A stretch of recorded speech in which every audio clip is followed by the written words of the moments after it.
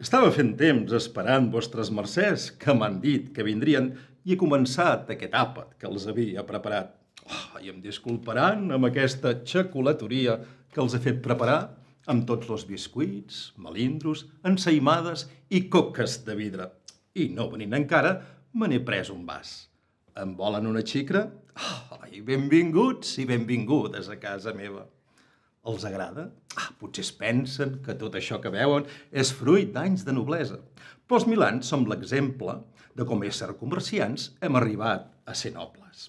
El comerç marítim al Port d'Arenys ha estat molt important al segle XVIII i intueixo que també ho serà al segle XIX que acabem de començar.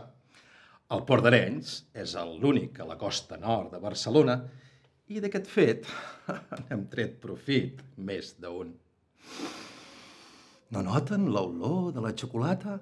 Això és per celebrar que tot ha anat bé. El rei Carles IV, sa esposa, l'infant i sa muller i tot el seguici acaben de fer nit a casa meva. Sí, que tothom ho sàpiga. A casa d'en Jaume Milans i Ramis hi ha dormit el rei. Això vol dir que aquesta casa ara és també Palau Reial. M'han dit també que de tornada a Barcelona, després de visitar Girona i Figueres, pernotaran de nou a casa.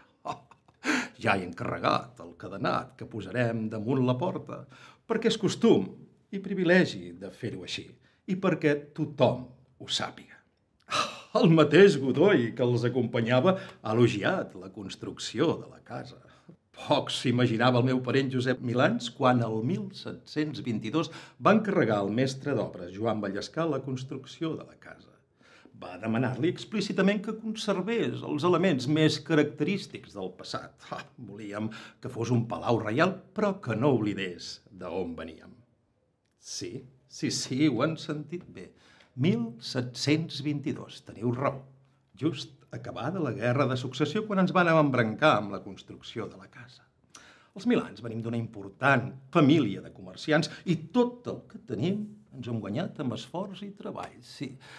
Però també perquè vàrem saber estar al costat de qui pertocava durant la guerra.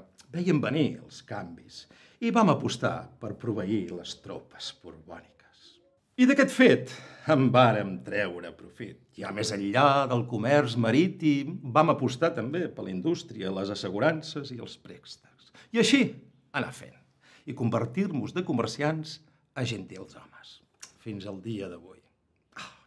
Aquesta casa que veuen de dimensions considerables, amb 3 plantes i un jardí magnífic.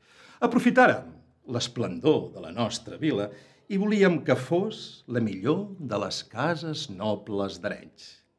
I crec que ho vàrem aconseguir, oi?